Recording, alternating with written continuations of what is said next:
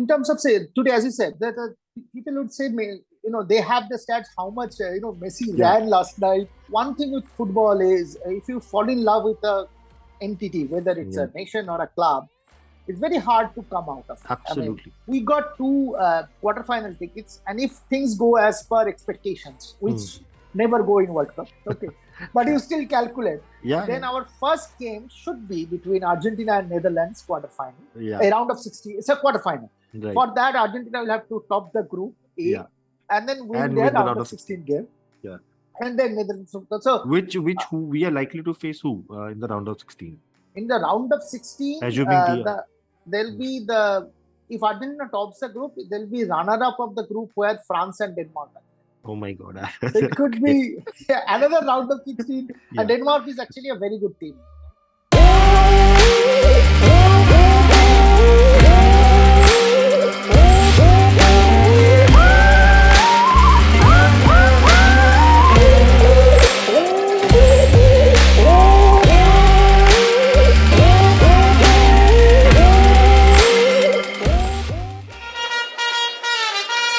¡Vamos, vamos, vamos, Argentina! ¡Qué boludo! Hi, hello to everyone. So we are from One Stop Albiceleste, and this is a brand new venture or an adventure, I would like to say, from all of us as we sort of count down to the Qatar World Cup, which is approximately 75 days, 3.5 months away. And we really can't wait for the action to begin, especially because of the good form that our favorite team is in, Touchwood, and which is why we felt that some of us will start this sort of cast and we will talk about many different facets leading up to the World Cup and the start of it, and also looking back and looking fondly back at many different new things. So on this show, which we tentatively are calling it Road to Qatar, with Indranath and Alekhya, you will see many of us from a group of collective of people from different parts of India and abroad, actually, who have just one thing in common, which is absolute blind passion for the Argentina football team. So we will come together, we will discuss stuff. There will be quizzes, there will be predictions, there will be post match analysis, there will be analysis of the club performances of the different players in Argentina and some of our competition players as well. And the bit that we are going to talk about today, the bit that I am most excited about and hear a lot about from Mr. Indranath Mukherjee here is his own experience of going to the 3rd consecutive FIFA World Cup and watching Argentina in action. So he has been to the 2 previous editions, and he is absolutely geared up and raring to go to Qatar as well. And so without further ado, I'll just let Indranath, the first Indranath, as we call him, introduce himself and how passionate is he, and then we will slowly get into knowing more about his story. Indranath.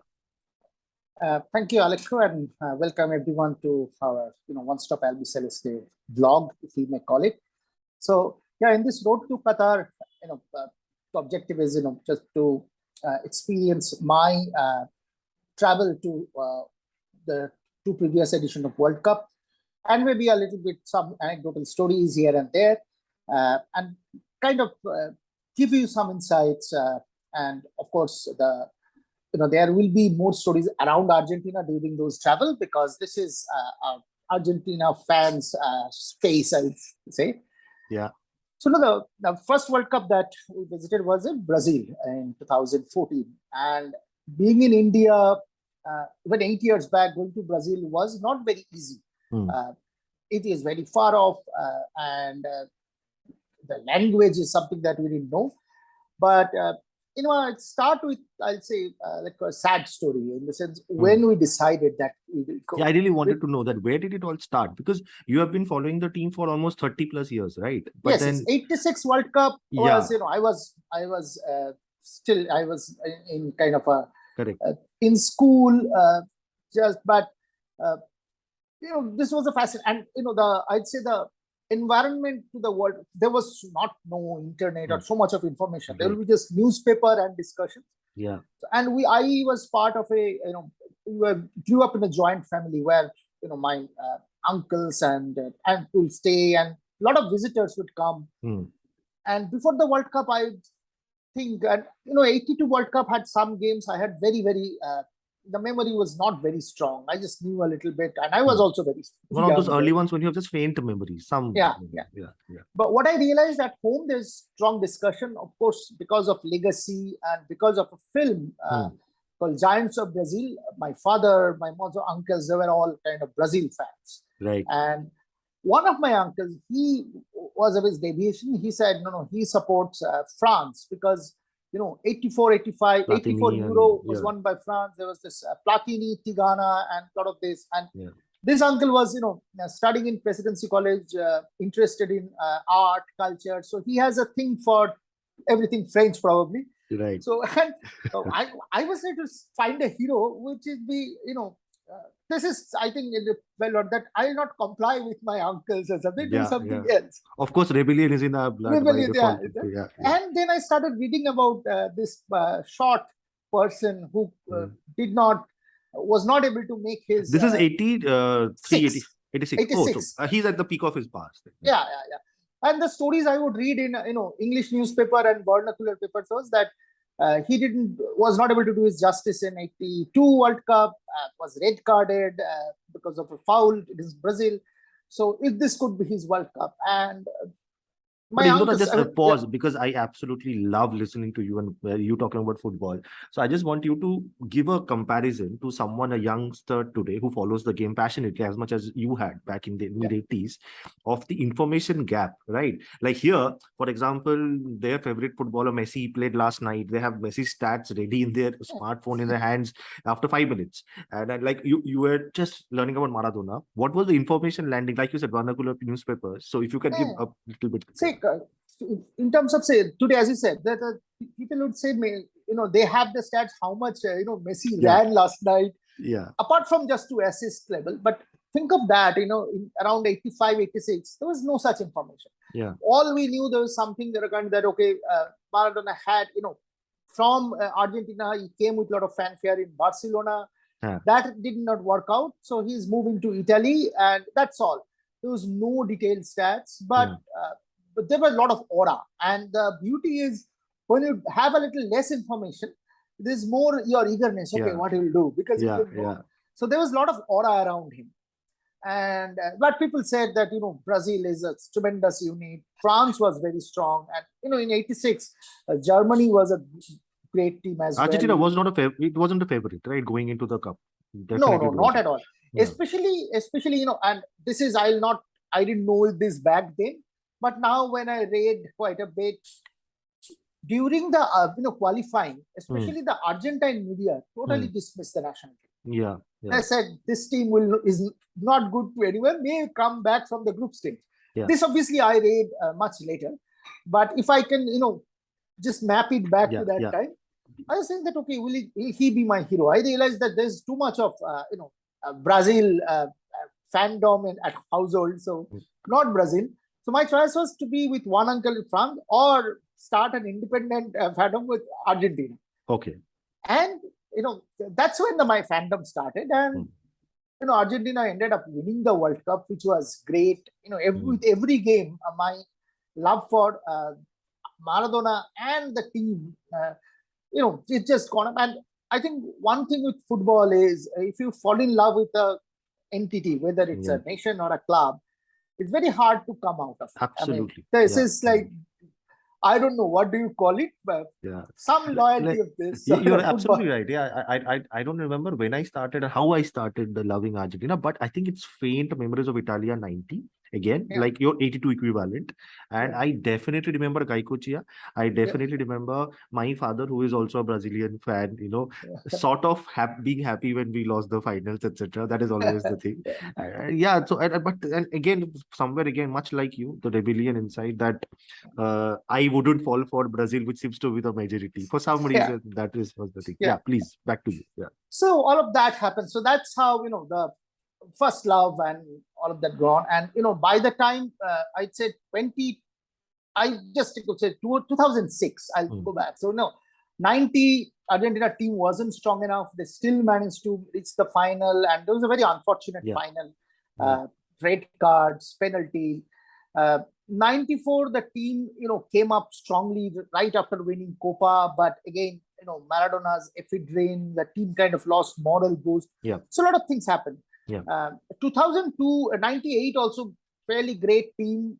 Ortega's stupidity got the red card. Yeah, absolutely. I think it was very balanced team. It was a very good team. And Bergkamp's magic goal. Oh, that was unbelievable. Even though, I'm an Argentine fan, but at the end of the day, all of us are football fans. So you have to appreciate. So that goal by Bergkamp, said if you have to go out, it's probably it should be to a goal like that. Yeah. So those things were happening. In 2006, that team that our coach Jose Pokerman kind of got put together was a very solid unit, and they're playing well.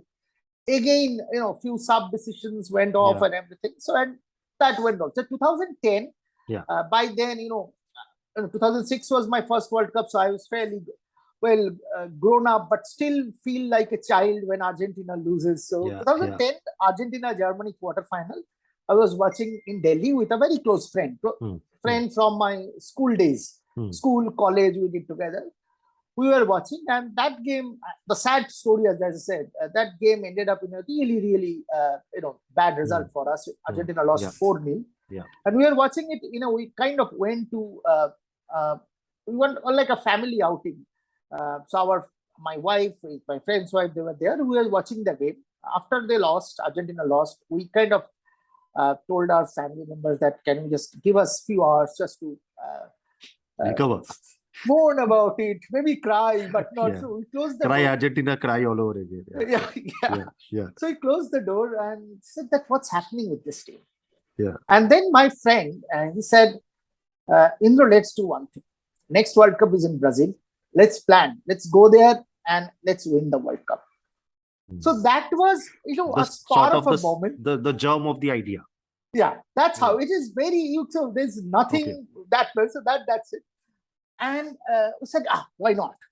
And then we just shared the idea with a few other close friends who kind of, we could like to travel together. We spoke about this, and our family said that our friends are planning to go for the World Cup. And there was a decision, and we have a very supportive family members who had said, World Cup will be too busy. You guys go, make it a guys event. Yeah. Unfortunately, the friend who first said let's go, he couldn't go because he couldn't manage to leave. But around 2012, we kind of floated an email about like-minded friends to kind of take account how many of us we go. And we ended up 6 of us. And there was a lot of planning because it was our first World Cup. Going to a very far off place. And then, what needs to be done. And we didn't have too many people to ask that, okay, what needs to be done. And none of you had traveled to Brazil previously. Yeah. Okay.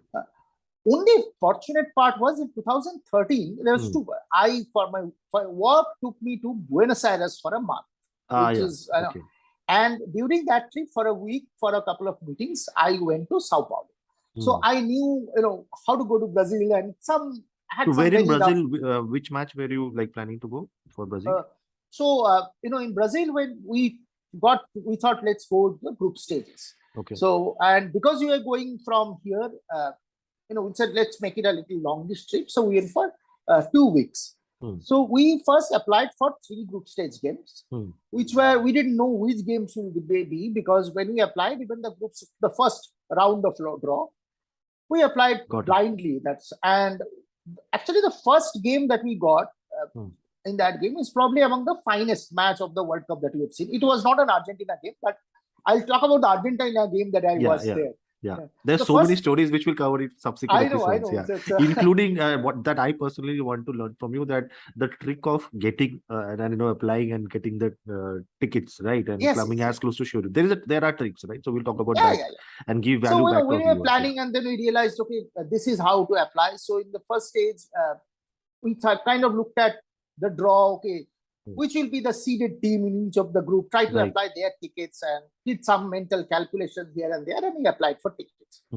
And the way the ticket application went, we applied, and that point in time, you'll have to apply, give your credit card details and all of that. Now it's changed a bit for Qatar. And we gave all of that, and we almost kind of forgot. But we knew that there's a date. They said there will be a lottery in front of a notary.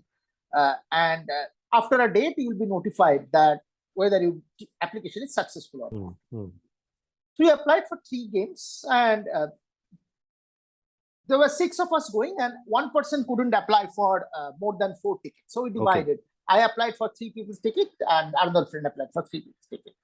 So I'm probably giving a little more details than required. No problem. But Yeah. So we cover Brazil and then we move to Russia and Qatar. Those are the 3 things we'll cover today. But yeah, this is Brazil's details. It's absolutely fine. We applied. So we applied, and then we said, okay, let's see what happens.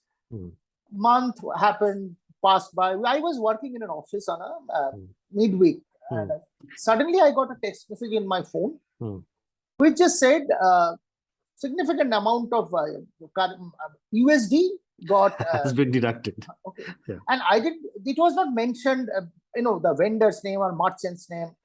And it didn't strike me. I said, what, some international transaction of this amount? Is this some fraud? The Nigerian prince scam or something. Yeah. I said, what happened? I immediately called my provider. Yeah. I said, okay, I had this transaction. I said, can you tell me the name of the merchant and all that? They said, okay, we'll tell you. They asked for usual verification. And I said, yeah, this has happened today. This is a merchant in Zurich, FIFA. I said, is this transaction okay? They asked me. I said, yes, it's perfectly all right.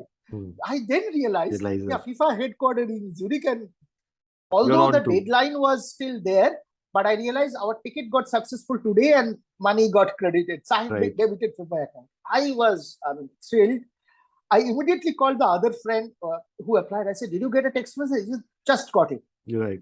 And it was around 3:34, and I was working, but I couldn't work. I had to celebrate immediately. Yeah. And because it's work, I can't go and something. A friend of mine who was also an Argentina supporter, he used to work in an office which is right next to our office building. So I called him and he said, are you free? He said, yeah, tell me, I'm free for an hour. I said, even I am free for an hour or so, then I'll have to prepare something for a call. I said, just come out. He came out. I said, look, I just got the ticket. I have to celebrate it with a fellow friend. And there was a new brewery coming up. We went. We had a beer each because it had to be celebrated. This had to be celebrated. World Cup. Yeah. So, and what was the time gap, Indranath, from applying for it and getting it? 2 months or something? Couple of months. This happened. So World Cup was in 2014 January. Right. This happened in 2013 September. Okay. We applied in the first round and we got the tickets in the first round. Those 3 games. And the first game that I was talking about was basically the group stage game between Uruguay and England. And it was a very, very interesting game because they were in the group of death. Uruguay, England, Italy, and Costa Rica. Right. And both England and Uruguay lost their first game. Yeah. And it was kind of must-win game for them, which Uruguay won. Poland, I think, played very well. Poland played very well. Poland, Suarez as well. Suarez scored the match winner. It was a great game. It was a great game. So, but then going to Brazil and all of that has lots of. We will talk about what you did in Brazil in one more episode. Now, I just want to fast forward Indranath and talk about now Russia. Like what happened? You have a little more experience now in the application process. So what happened with Russia? Just before I close Brazil, please. I'll just close one sentence and we'll talk probably about details there because a lot of exciting things happened. First World Cup, traveling is fun. But we had 3 group stage games. While talking to people and all of that, I managed to get another game when we are coming back. So we traveled from Sao Paulo to Curitiba and then Rio. And then we came back to Sao Paulo for our return flight. And when we were coming back to Sao Paulo, we had a day. And I was I got a ticket offer and I immediately grabbed it.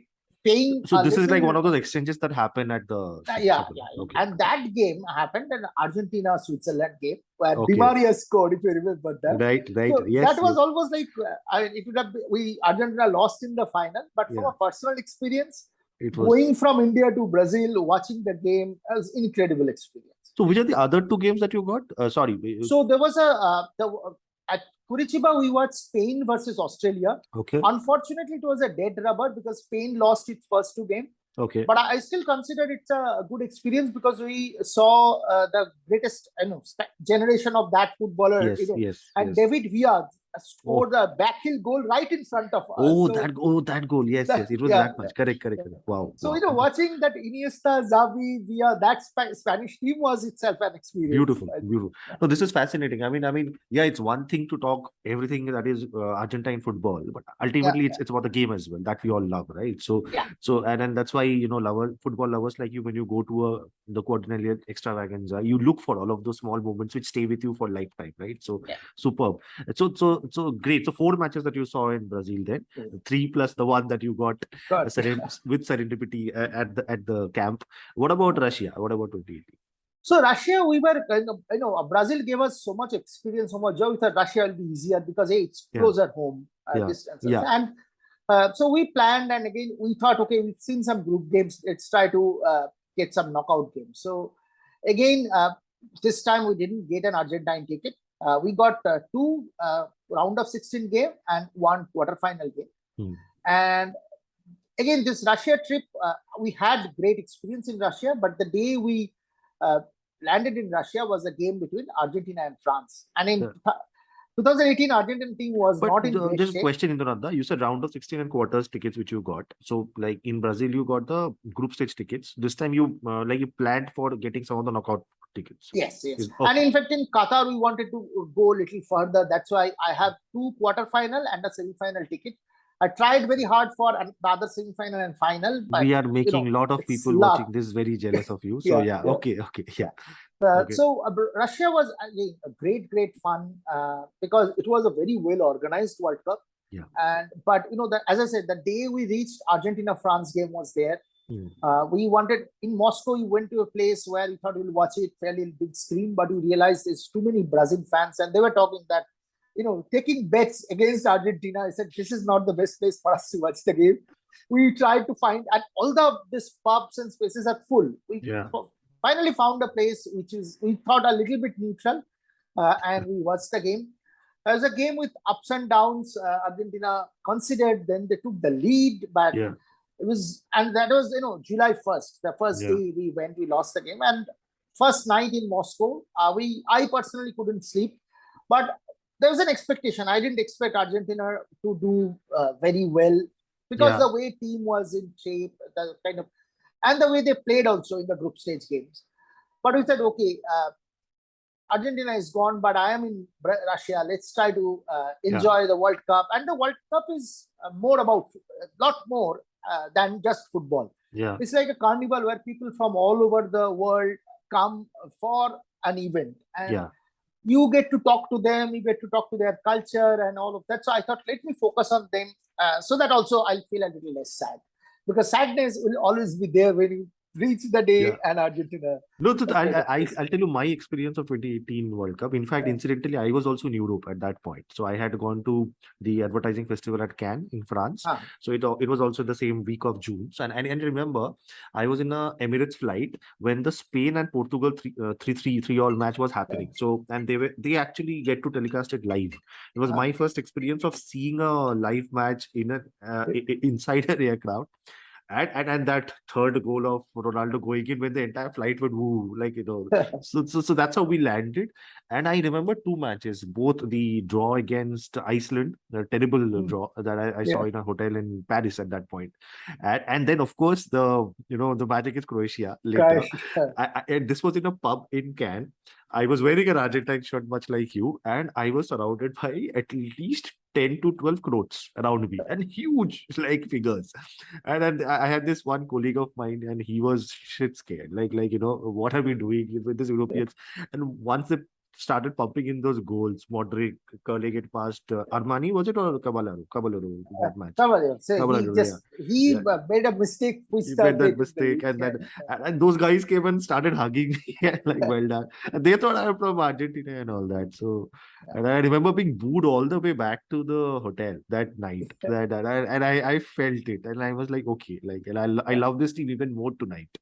That's how I felt. Yeah, please. Sorry, because you mentioned that sadness, so I also got transported. In fact, you mentioned that watching the game in the flight, even our flight to Sao Paulo especially. So we flew Qatar Airways. This time the World Cup is in Qatar. Yeah. So we flew from Delhi to Doha, and then from Doha to Sao Paulo, which is a long flight. Yeah. But the good part of the flight is 90% of the people in the flight were going for the World Cup.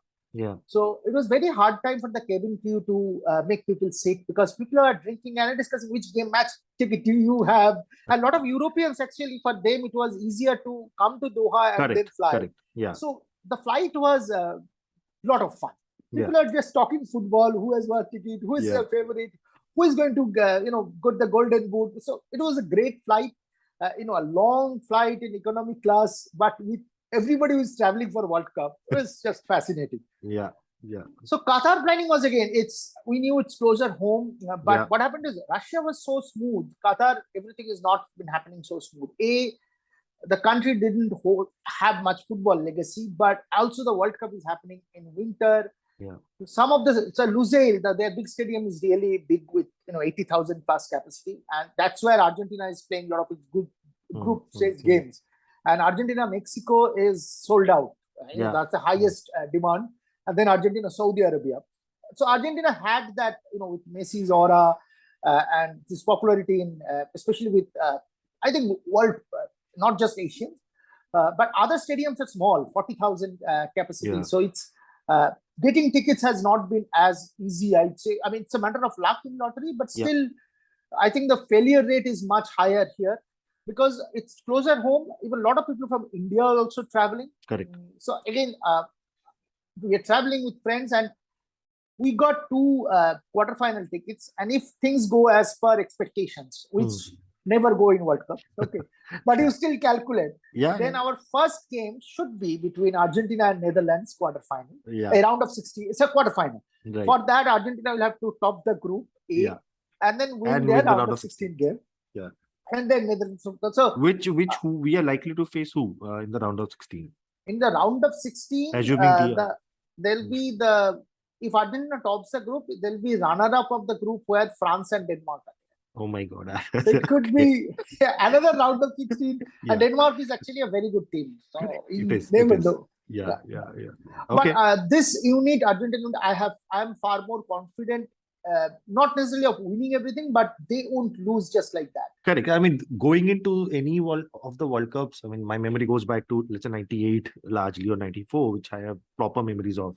This is by far the most balanced across the pitch team that I'm sensing, and the sense of confidence of the coach is sorted. He is a strategic thinker, etc., and everyone has their own strengths. So So not just balanced as a team or side, I think as a unit, they are a very happy unit. There is a cohesive happiness. Their vacation, they are going together as a footballer, different clubs. And say when in 86, if you look at, there was divide because Passarella and Maradona's ego issue.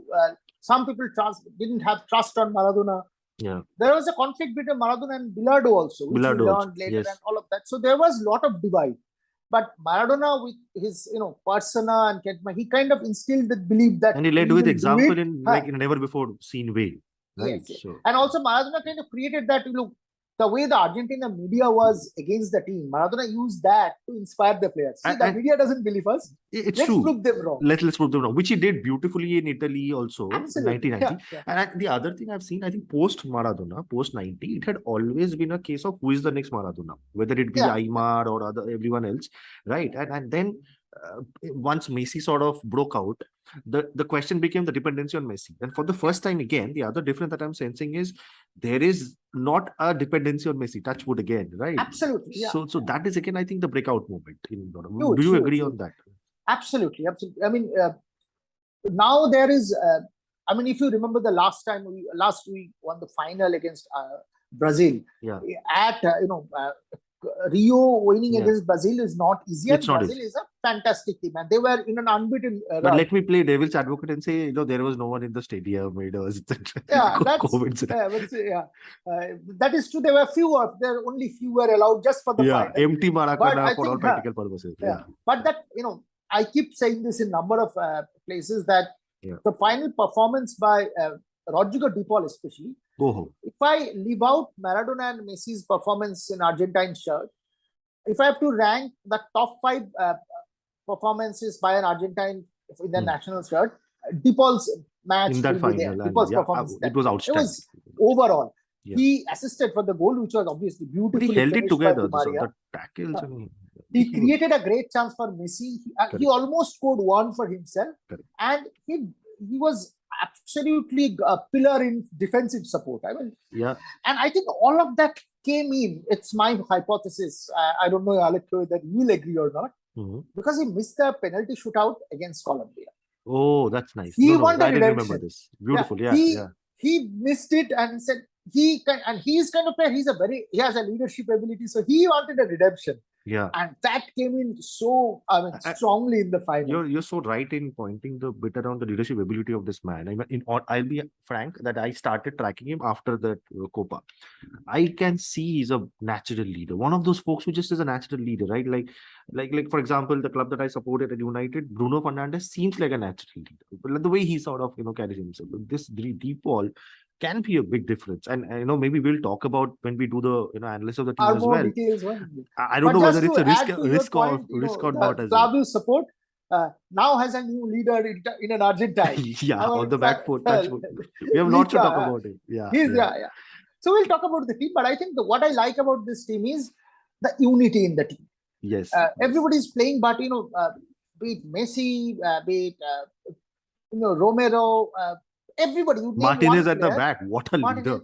Martinez. Everybody. Any Martinez. The other Martinez. Almost like they're the happiest. They're celebrating the players' birthdays. They're just doing everything together. So I think that helps, because World Cup is tricky. You end up playing with your club, then you just come together during the World Cup. So I think the team spirit, and I'll give it to Scaloni, Ayala, what else different. Aymar as well. Aymar, I'm Samuels. The entire coaching staff, because also they played together. So, and they're kind of youngish, I would say, as a coaching staff. Correct. I think they built a team which is a very happy unit. Correct. And that, I think, will matter. And they will not just give up just like that. I think 2018 was a classic case, but the team gave up. Be it against France or France, they were trying, but Croatia match. This team won't do that. So that kind of belief, and some obviously, as fans, we'll hope that this team fights and brings football.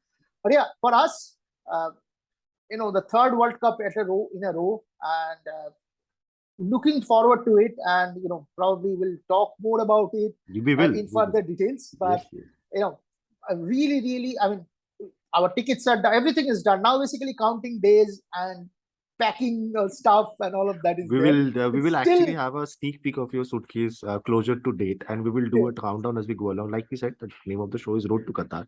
So today we sort of gave you a glimpse of two things. One, the beautiful planning process that Indranath had been having for the last decade and more, covering now going to the third World Cup of his life. And as we go along, we will sort of take you through different perspectives, like how does it bode well for Argentina or not. Like we gave you a glimpse, like the sort of conversations which we will have a lot of predictions, analysis of other teams as well, which we will be facing in other groups, not just in the group stage, and we will also have a lot of contests and with giveaways, etc. as well, and a lot of fascinating content we have started putting out on the website as well.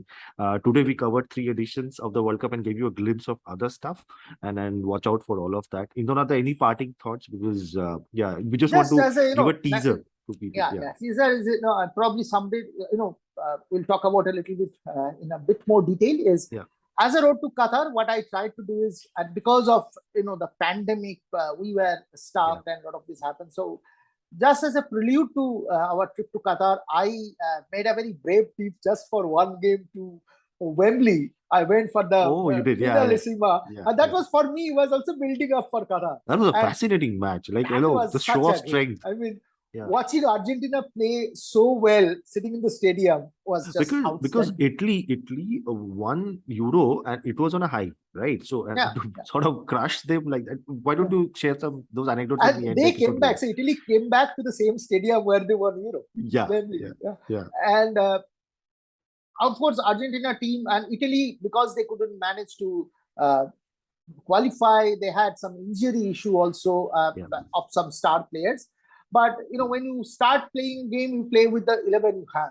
Correct. And first few minutes, I'd say 10 minutes or the game was kind of, Italy was also attacking, things was going well. But once Argentina started, passing smoothly, the game, I mean, I actually never thought I'll be able to watch Argentina team playing so well in front of me, that I'll be able to watch it in the stadium. Correct. And then the result, the 3 goals, and that was just a consequence. There could have been more goals the way the team played. True. Because Donnarumma made a couple of brilliant saves. It could have been more embarrassing for the Euro champion. Correct. But for me, as a road to Qatar, the trip to Wembley was also as a prelude to it. I loved a couple of things about this match. I'll tell you why. I mean, one, in general, the European media, they don't like to give a lot of legitimacy to the Latin American performances, Copa, etc. Right? So this was like going in there, then beating the other one and beating convincingly, not like a 1-0 or something, right? And it was, like you said, like there were a lot of chances which I remember Donnarumma sort of saved. So it was great. And I think, if I recall the match correctly, everyone, like from defense to midfield to forward, they were doing their job and they were good. Like you were saying, it was a great performance, team performance. Everybody. I mean, say till that game.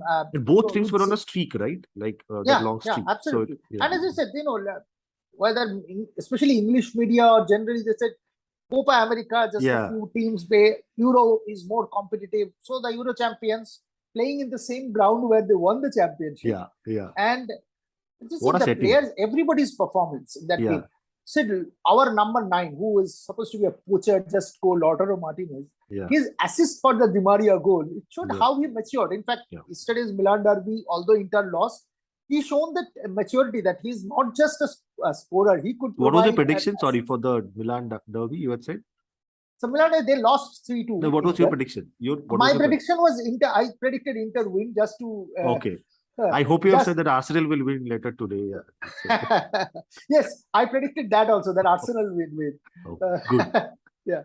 So, sorry. But I wanted to get that as a teaser, parting thought, maybe, because for me, Road to Qatar also, that teaser is going there, watching the game was also part of this experience. And maybe we'll talk in more detail in future episodes. We will. And I hope you also liked all to our viewers, the glimpses of the different snapshots which kept on coming on screen as Indranath was talking through them. And these are from his archive, these are from his memories, and pictures obviously speak 1,000 words. And would really like to know your feedback in the comment section as we go along. So thank you so much. Thank you so much, Indranath. Thank you for being with us. And we hope you enjoyed the episode. In the next episode, we will talk about the transfer window that just happened and where all across the globe, across the different top clubs are our Argentine players, and what are they doing today after the 5th or 6th game weeks which have happened across the leagues, right? So thank you so much, Indranath. That's all we have. Thank you. It's been a pleasure. Thank you. Bye-bye. Bye. Vamos, vamos, vamos, Argentina. ¡Qué boludo!